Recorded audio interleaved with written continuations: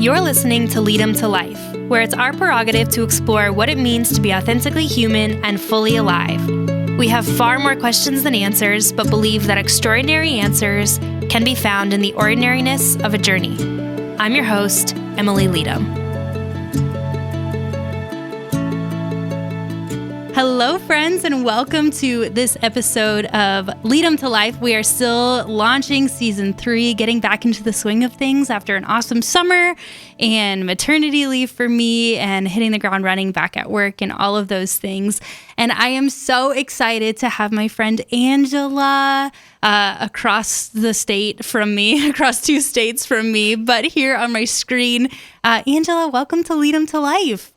Emily, it's so good to see you. It's been so long, and it's so good to see your face. When we talked last week and I had asked if you'd be willing to come on Leedom to Life, we were like, this is just going to be our way to get caught up because it's been a little while since we've been able to sit and have a cup of coffee together and share hearts and all the things. Yes. And you said something in one of your podcasts, and we'll talk about that a little bit later, but you said something recently about how you have low tolerance for small talk. Or something like that. And I was like, this is why I love Angela Dini or Angela Wisterstell. I'm not used to your married name yet. Either. I'll respond to both. Okay, great. But I'm like, this is why she's my soul sister. Let's do level 10. I want to know how you think about your thoughts. I want to know how you feel about your feelings. You know? Yes. I mean, I just listened to your season finale episode with Katie Flanagan, and I think you mentioned that there, and Katie has that too. Yeah. And I'm friends with Katie, and of like, I just want to know your heart. I just want to know, how can we help each other out? How do our stories align? Like, I want to get right to the meat of it. Yes. Okay, so as a starting point, Ange, tell us a little bit about who you are and kind of where you're at in life right now. Yes. So I just got married. I had a COVID wedding last September, so it's been almost a year. And my husband and I live in New Brighton, Minnesota. I had lived out in Colorado for a few years, but moved back right before COVID. And so I still long for the mountains, and we still make trips back there every once in a while. So you'll probably hear me mention that. But right now we had a bit of a sabbatical over the summer. So we took 3 months off, and I quit my job. My husband worked it out with his work to take time off. And we spent about 600 hours working on mission creative projects that we know are always on the back burner and are always going to be on the back burner. We wanted to give them our full focus, and we just felt like the Lord was calling us to really dive into these projects. So for my husband, that was writing a novel, was producing a music album. And for me, it was launching a podcast, which is brand new for me. And so we spent some time doing that the past 3 months, and now we're headed back to the day jobs next week. So I feel so blessed that we had that time, learned a lot, and honestly worked harder than I've worked in a long time. I believe it. I'm not sure if sabbatical is the right term. I think sabbatical is supposed to be like a break from work, but ended up just being a different focus onto work. Yeah, a different kind of but work. It was work that we felt called to do. So it was very fruitful. How did that come to be? Were you just like one night having dinner and thought, hey, we should take 3 months off and do these things that we've been dreaming about forever and ever? Or was it kind of a slow process? Yeah, I mean, so my husband actually had tried to do a sabbatical on his own before he even started dating for a month. He was going to take off like a month of January of work. And he ended up getting in a car accident and spending all of that month recovering. And so, the idea was initially prompted by him right before we got married. Okay. But we weren't really thinking seriously about it. It's like, we just got married. We got to set some roots. And yes, we're stressed from the fact that we had to cancel a wedding and we had moves. Like, I moved across country, and then I had job losses and all of this. So a sense of it was like, well, I don't want to just quit. Like, I don't want to do this because things are hard. So we really wanted to be intentional about praying about it. So we spent a few months praying, asking for wisdom from other people, looking at our finances. We really wanted to do it because it made sense, not because it's just sounded good, right. And it's like, is this actually what we're being called to do at this point in our lives? And really, like, the Lord opened all these doors and made it clear that, yes, this is, so on Easter Sunday was kind of the end of our, like, okay, we got to make this decision. And there was something in the homily that day that just spoke to us, where it was like, I think the priest began the homily by saying, this woman took a year to write. She like took a year off to write. And all of these friends got together and ended up raising all this money so that she could do this. And that book ended up being To Kill a Mockingbird. And it was like, whoa, okay, so we may not be creating projects or doing it as big as that. But or just maybe the you are, fact you know. that, like, maybe, who knows, but okay, that is kind of the sign that we were looking for right then. No joke. Okay, so I'm like so inspired by that. I think it's so fun and life-giving and a cool way to start out your marriage and all those things. I really want to focus our conversation today on a real passion project for you, which is really at the heart of your podcast and the work that you've been doing over the last couple of months, which is really wonder and awe and the power of wonder and how that can really shape our lives. It can shape our day, all of those things. And I thought maybe a good place to start, and this is a story that you've shared with many people and with your listeners on your podcast as well, but you kind of had a profound experience of wonder at a time in your life when wonder felt dead. Will you share a little bit about that and how did that come to be? What happened? Absolutely. So I was, a few years ago, I was in a long-term relationship that turned toxic and manipulative and abusive. But I was very attached. My identity became very attached in this relationship. And it spiraled downward where I lost sight of things. Like I almost lost a sense of myself. I lost a sense of reality of what was actually happening before me. And I would say, as a survival mechanism, my body just kind of shut down and I became numb. And this was like during a time when a series of other terrible things out of my control were happening that I haven't mentioned on other podcasts, but like I was stalked. I got roofied by a group of friends, and thankfully I got home safely. All was well. But, you know, that was just an eye-opening experience. I had my tires slashed. It really felt like, and now looking back on it, I truly believed like I was being attacked in some way, like spiritually attacked in all these ways where I just felt very vulnerable. And so I felt numb, and I'm a person that feels a lot of feelings. I have a ton of emotions. And so that was like probably a telltale sign of a body being in stress for a long period of time. Because being numb is not a good place to be, because you shut down cues that your body is giving you to make choices that are healthy. So if you can't really feel pain, then you don't know which harmful actions to avoid. And if you can't feel joy, then you don't really have the motivation or guide to seek out healthy options. Mm-hmm. So, you know, if I was making poor choices and I felt this numbness and this guilt afterwards, and it was hard to like get out of that situation. And so this numbness went on for a long time. I would say maybe even like a year or two. Wow. But really came to head one day when I was taking a bath. And I remember having this passing thought of, you know, it would just be okay if I wasn't here on this earth anymore. And that was a really real, raw thought. And it wasn't as if I was thinking of doing anything about it. It was more just this sense of like, I don't know how to get out of this pain. And so I acknowledged like this passing thought is like kind of is shocking, and is not a healthy thought to have. And so I remember grabbing a book that I had read a few months prior, or I was starting to read. It was called The Evidential Power of Beauty, Where Science and Theology Meet. And I just opened to a random page and started reading to kind of distract myself. And I started reading about cells.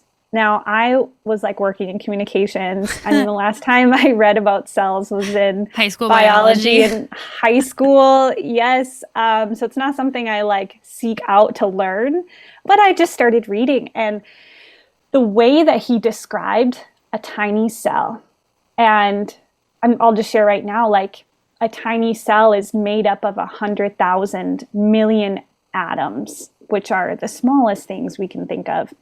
It's far more complicated than any machine built by man.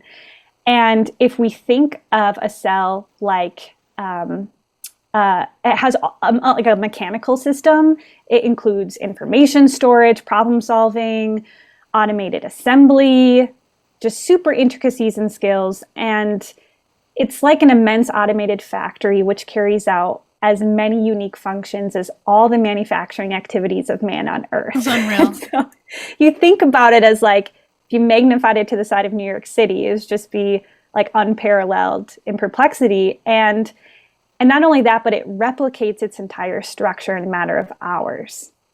And then I read, okay, that's one cell. And each of us has 100 trillion of these in our body. And just the fact that like my mind, which is made up of all of these cells, is even able to comprehend and appreciate this. Yeah. It just, gets bigger and bigger. So I read this, and like for the first time, it was almost as if I felt something. Like I felt a spark. I felt a spark within this gray mist of numbness. And I had this thought that encountered me that said, if I think that this tiny cell is so amazing, and my body is made up of 100 trillion of these, then I must be more amazing than that. And it was like, whoa.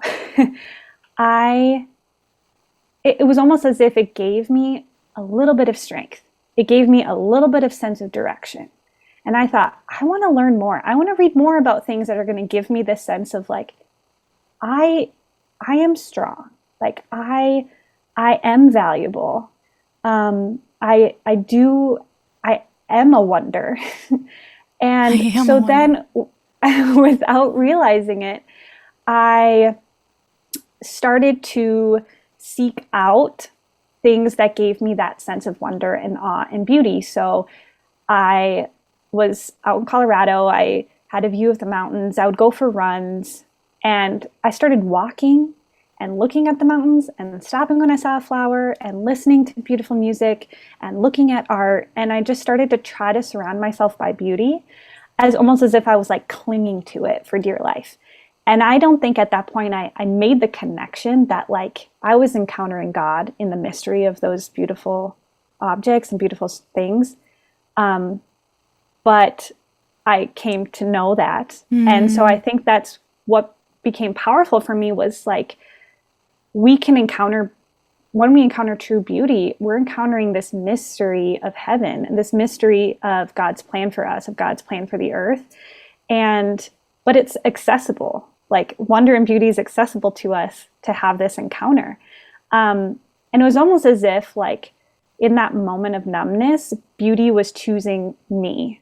It was like, it actually like was seeking me out, like an active thing, because like I said, nothing was helping during that time. Right. I was numb. No like self-help things. Like I wasn't strong. I felt weak and devoid of energy, but like beauty made me strong. And I was thinking of this quote by this Swiss theologian. His name's Hans Urs von Balthasar. He talks a lot about like beauty and goodness. And he has this quote that says, beauty chooses me, it elects me, and it sends me on a mission. And it was almost as if like this suffering within this moment my suffering was acknowledged. It wasn't as if I needed to be in a different place, but it also like called me forth to something greater. Like I meant for something greater. Yes. And so this kind of led to a series of things that then helped me get out of that situation. Yeah. It struck me a few minutes ago, you said, I had this thought that encountered me. And then it was as though beauty was seeking me out. And I just can't help but have this image of something being received versus being grasped at. And I had a conversation with a friend on my way to work this morning. We were talking about beauty. and particularly like in femininity, and the difference between a woman whose beauty is received and a woman who is grasping at her beauty. And I use this example of like this Instagram video that I saw of a girl I went to high school with who's just stunningly beautiful, but took this video of herself to post on Instagram, kind of making all of these model faces and, you know, just showing the tree, and then it would come back to her, and, you know, she's like giving all of these faces, and she's stunningly beautiful. But it like left this sadness in my heart because I felt like this is somebody that's like grasping at her own beauty rather than recognizing it and receiving it as the gift that it is, and allowing that to speak for itself. And so I'm just so struck kind of in that same way for you, this experience of stopping and seeing a flower or looking at the mountains as this beauty to be received. And at a certain point you had to cling to it, but first because it was given. It was given to you. It was prompted in you. It was the thought that encountered you. And then you were able to just fully receive it and to hold on to it and to recognize like there is something here that's a gift that I need to cherish. And in that was the clinging. In that was the pulling it close. In that was the clinging. And for you, how would you describe wonder? You know, because you're talking about this experience that you went through, this process that you went through that kind of awakened you in a certain regard to something outside of yourself that kind of began to pierce through that numbness, which I thought was such a beautiful example. I thought of taking my little girl to the dentist recently, and she was a little numb afterwards, and they said, like, keep this little cotton in her mouth because she'll hurt herself. So try and chew on her cheek or on her lip because it's numb, right? Like when we're that numbing is dangerous for us because we can't feel pain. We can't feel and then make decisions based on that. And wonder pulled you out of that. So how would you describe wonder? Yes, I love that analogy you made with your daughter. That's so true. You know, wonder is one of those things that I think we've all experienced at some point, but maybe don't sit with it, or maybe don't recognize it's happening and its power. And also maybe don't know how to define it. And I'll tell you, I've had a really hard time trying to figure out how to define it, which is why I started seeking out like psychologists, philosophers, theologians, because I wanted to say what they had to say about it. Yeah. And, you know, it, like at the very base level, if you think of it from like a psychological standpoint, it's, you can say it's like this complex emotion that involves these elements of surprise and curiosity and contemplation and joy. And it's usually brought about when you're encountering something that's so vast that it's beyond your current state of comprehension and understanding. So that could be something like an incredibly beautiful sunset, but it could also be something like a concept that you haven't considered, like the cell, when I was reading about that. And, you know, awe is one of the most powerful and transformational encounters that we have because it is the basis of every human discovery. Like every human discovery in science and like it is all based on an inclination towards curiosity and wonder. Like we want to behold something. We want to know that something is larger than us. I had a talk with Dr. Daniel McClure, a psychologist, on the psychology of wonder, and he talks about how like it tells us a lot about how we relate to things, because it's primarily a relationship between me and the object I'm perceiving as beautiful. And then what that communicates to me is how then I view my understanding of the world. And so, like I said, we all have the ability to encounter moments of wonder and awe, but do we know how to recognize when something's truly beautiful? And do we know how to sit with those moments? Because it's in those moments that I've experienced a lot of questions come up in my heart. a lot of honesty about where my life is going, where it's heading. It almost as if like in those moments of wonder, I'm experiencing joy because this is beautiful, but I'm also questioning how I'm living my life in comparison to that joy. And what longing is it bringing up in me? What is it making me want to do? What is it making me want to have more of in my life? What am I not making space for? Who do I want to be here with me experiencing this? Like, I feel like it actually awakens this hunger. So it's like both this joy and this lack that you experience when you're in front of something so beautiful. And I think that's why what I have discovered is that it's a prime proof for me that God exists, because we have this hunger for something that cannot be fulfilled on this earth. We have not found a way to fulfill that hunger that beauty brings up. Whereas like when we are hungry for food, okay, we have food, we're hungry for water, or we're thirsty for water, we are able to have water. Our body like hungers for things that can't always be fulfilled on this earth. And so I feel like that in itself is like, why would we have that if it's not meant to be fulfilled somewhere else? So I feel like it like brings up, there's this mysterious, it's this emotion, but there's this a mysterious quality to it that like points us towards our desire for infinite things. And it often manifests itself. I think that lack for me manifests itself in a restlessness. You know, have you ever felt that where you're just like, oh, I just am discontented and I want to be inspired, but nothing is inspiring me, or, you know, whatever it is. Like, I think it can manifest itself for us often in this, and we can kind of question, okay, am I restless in my job? Am I restless in my marriage? Am I restless in my friendships? Am I restless in my community and where I live? Do I need to just leave? Do I need to whatever? And I don't think that that's what you're saying. I think you're saying actually beauty is wonder, this awe can be found, and maybe some of those things are true. Maybe you need a change of scenery and whatever, but this gift of wonder can be received wherever you're at, if we take the time to pause and to notice it, right? Right. And kind of like what you're saying, like, yes, you can receive it most places. I mean, you don't have to be like an artist or philosopher or poet. You don't have to like go to the opera. But I mean, if you can and you have the opportunity, you should.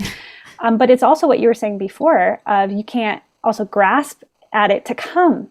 My friend and I were talking about how sometimes we will take a picture of something and then try to like relive that experience later, and it doesn't happen. Or we hear a song for the first time and it's so overwhelmingly beautiful, and then the second time we try to recreate it and the same experience doesn't happen for us. And so we also can't like make wonder happen, and we have to just be more aware. We can make ourselves more available to receive it.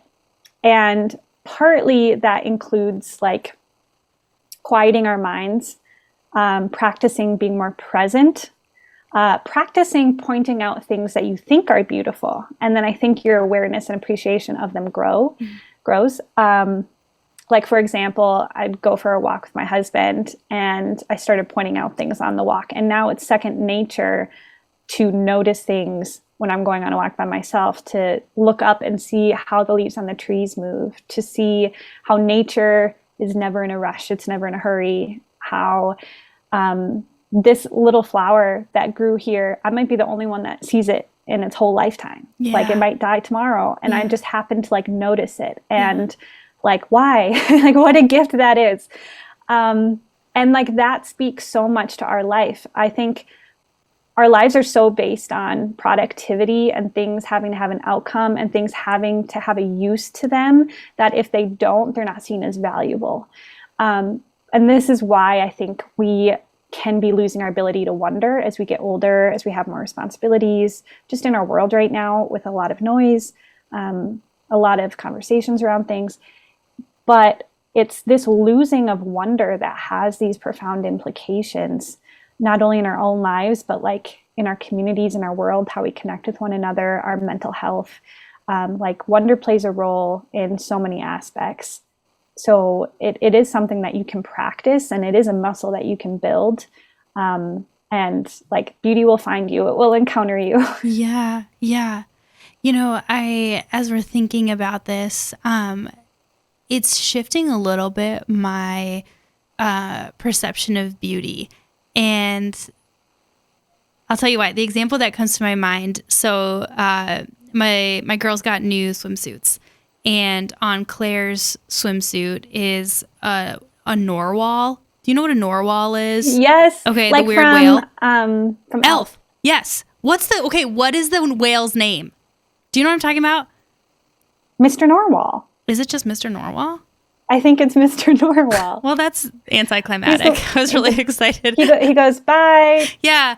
Bye, buddy. Hope you find your dad. Yep. Yeah, that guy. Okay.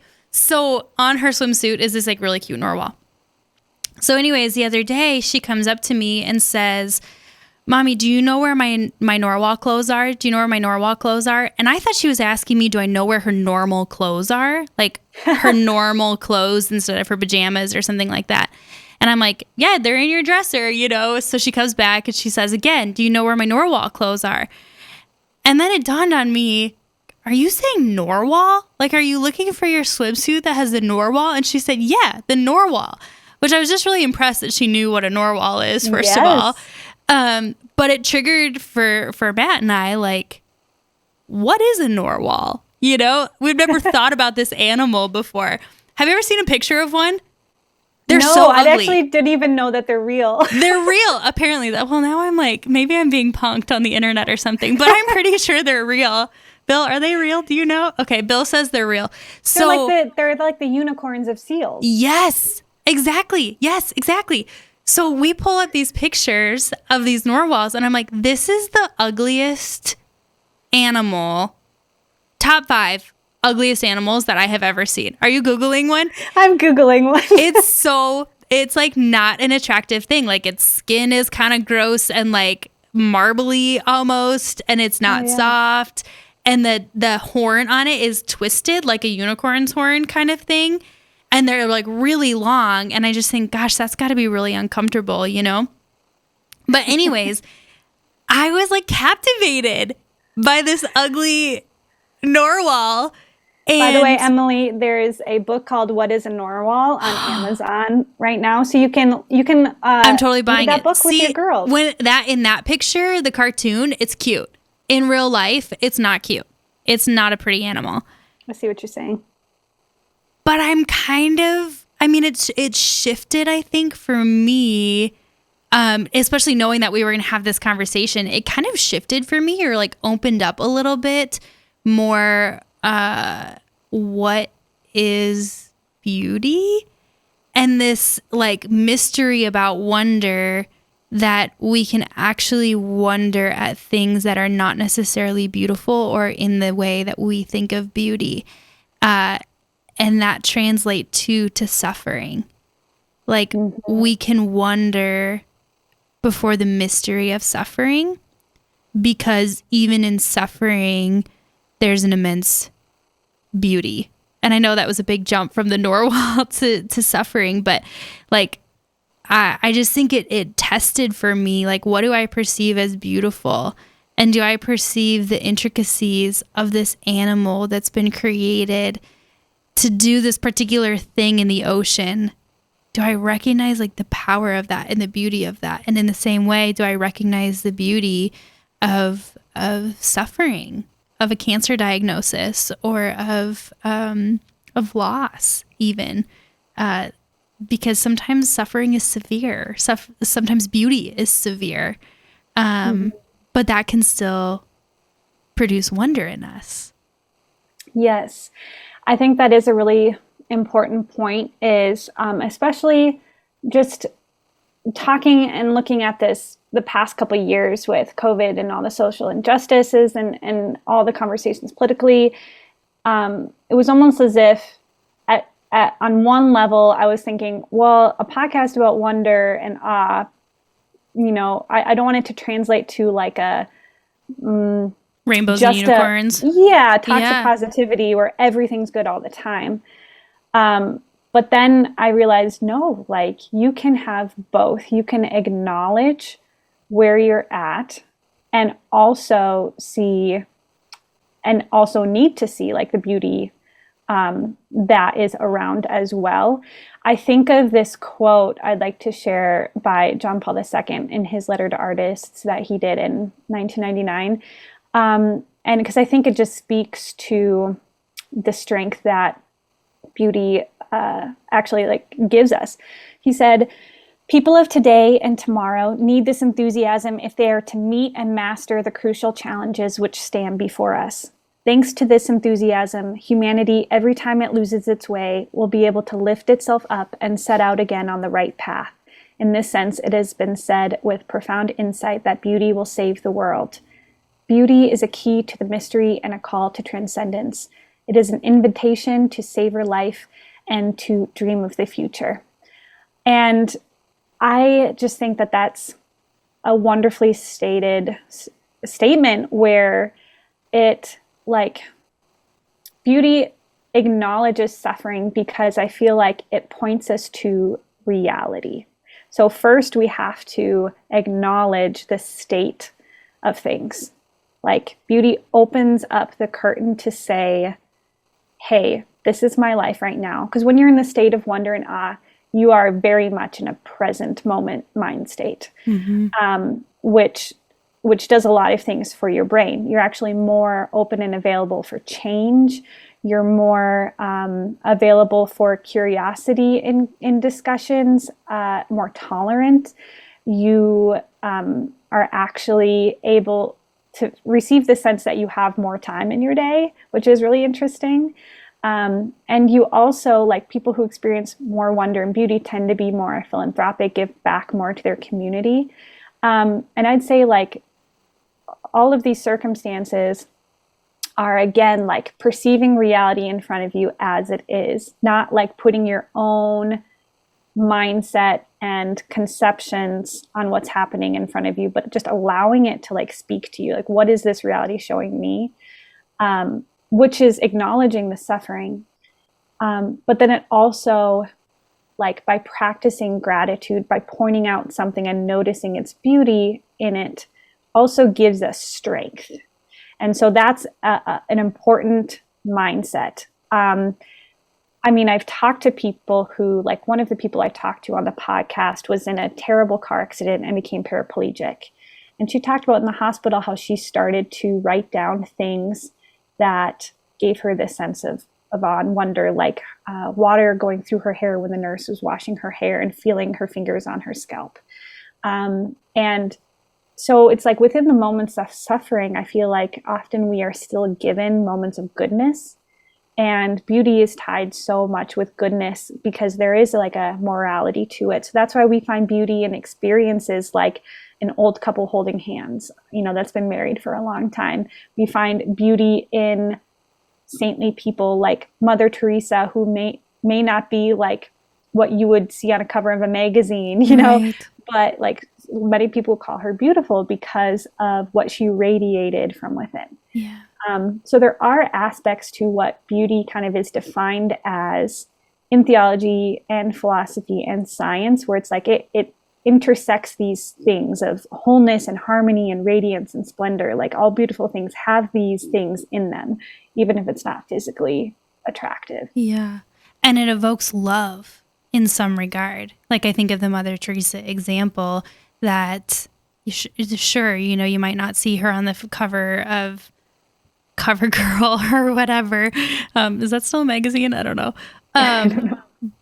But she had this way of evoking love on all who encountered her. And that in itself is beautiful. So this experience of love that I think is so profound. Yes. Okay, I need you to preach to me for a minute because let's use the example of yesterday.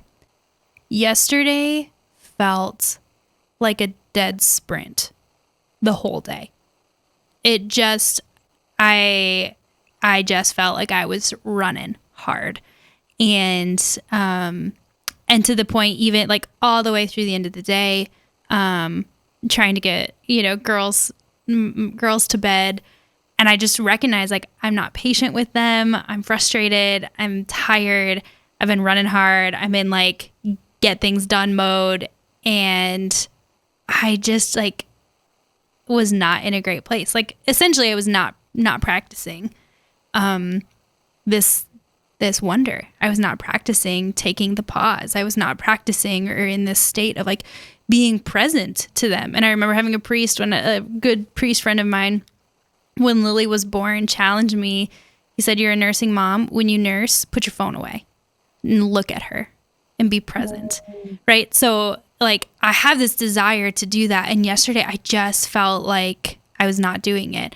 What are some practical ways that we can practice this? What are some practical ways that we can kind of interrupt the sprint for the day, if you will, and shift our perspective, our mindset, instead of projecting? Because I was totally in that place of projecting my interior disposition on the world. So like everything was obnoxious. Every red light I hit, every whatever thing that could happen kind of happened, and I spilled this and right? Like we've all had those days where we're like, everything that could go wrong went wrong. That's actually not true. That's us projecting our interior disposition on the world. How can we interrupt it? What are some good practical ways? Yeah, I mean, to your point, like some days it's a sprint and it's harder than other days. And so like some days we struggle at it more than others. So just give yourself grace for that. Like it's okay to have those days. But I love the example you gave of like within our routine, within what we're doing, how can we make time for silence? Now, if you have kids running around and screaming, you may not be able to get that silence. So it may be also pointing out something that you're grateful for within that moment, which again is an active thing to do. So noise in itself is numbing, like what we said before. I use it a lot. I use it to numb my thoughts when I'm home alone. I put on podcasts, I put on the TV, I put on the radio. I like hardly ever silence. I have to actively say, okay, when I drive from here to the office, I'm going to not have a radio on. Mm-hmm. And I'm going to like prepare my heart to what I'm about to walk into in the office. So it also like gives you a sense of kind of having your head attached to your body in a way too, where sometimes it's moving too fast. Like yes. You're not prepared for what, like who you're going to encounter yes. Next. So I think if you can make time for silence in what you're doing, and within that, if it's hard because your brain just keeps going, I find I try to point out things I notice. So like I have this tea here right in front of me. I was feeling a little bit of anxiety before this interview, and I looked at the tea and I was feeling its warmth in my hands, and I was looking at how the tea bag moved in the water, and I was looking at how the herbs kind of floated around, and that like gave me a sense of calm. So sometimes like if you're having trouble just being silent, just turning your brain off, like pointing out things that are happening in that moment to kind of slow it down to just this moment. And then, you know, like I said, pointing things out and being grateful for them, like, wow, you know, thank goodness that my daughter is really, really cute, because right now she's really trying my attention, you know, and so being grateful, intentional gratitude. Sometimes I find like, sounds silly, but I have such a serious resting face. And so like actively putting a smile on my face when I'm like walking kind of uplifts my spirit if I'm feeling anxious. So it's like, I'm going to smile for the next 5 seconds, just a little soft smile. I don't have to look like I'm cheesing by myself walking down the road. Just a little soft smile and be like, everything's good. Everything's okay. Mm-hmm. And then try to make room for beauty in your life. So maybe instead of, if you're watching Netflix, putting on like the next sitcom, there's some great documentaries like Design. Well, I'm gonna forget the names of these things, but I don't remember right now, but there are some great documentaries that show design and like open our eyes to the beauty of the world around us. Mm. Like Fantastic Fungi, which is all about mushrooms, but like they do it in such a beautiful way that you'll walk by a mushroom and be fascinated by it next time. So I feel like even in how we recreate, we can bring beauty into those spaces. Go to plays, put on music, put on some classical music sometimes, just kind of interspersing, diversifying your day, really. Pointing things out that aren't just in the 9 to 5 and in your hobbies.